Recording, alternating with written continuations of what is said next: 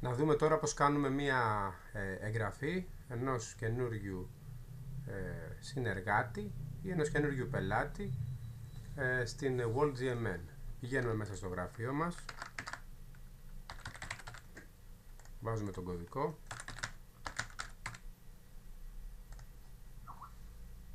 και το link το οποίο προσκαλούμε άλλους συνεργάτες ή πελάτες βρίσκεται εδώ πέρα. Εδώ έχει διάφορα link. Αυτό εδώ, έτσι.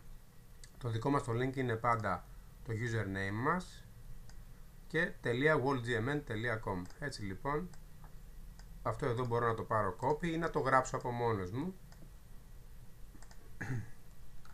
Κάνω logout και βάζω, υποτίθεται ότι αυτό το πάτησε ο καινούριος συνεργάτης ή εγώ ο ίδιος που τον βάζω εγώ ο ίδιος στο σύστημα. Με το που κάνεις το δικό μου link, με το που μπει σε αυτή τη σελίδα, πατάει join και τότε όποιος κάνει join από αυτό το link διαλέγει ας πούμε το affiliate, ποιο πακέτο θέλει, affiliate, ας κάνουμε ένα test, πατάει στο $39 εκεί πέρα στο βελάκι και βλέπουμε ότι φαίνεται και ο sponsor ποιος είναι, Ηλίας Γρατσίας.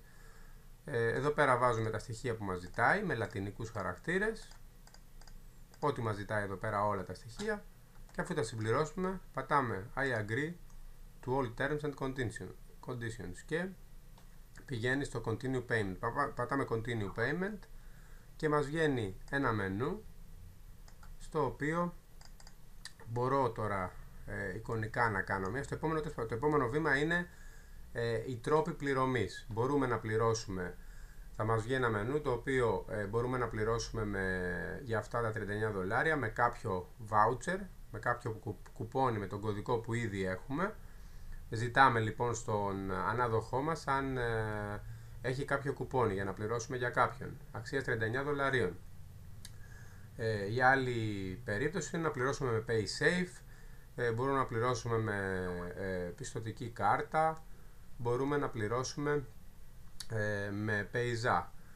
Καλό είναι πάντως να ρωτάμε πάντα, επειδή υπάρχουν κάποιοι, επειδή το Master πακέτο δίνει 10 κουπόνια δωρεάν και παλιότερα σε ένα πρόμο έδινε και 25 και πολλοί υπάρχουν κάποιοι οι οποίοι έχουν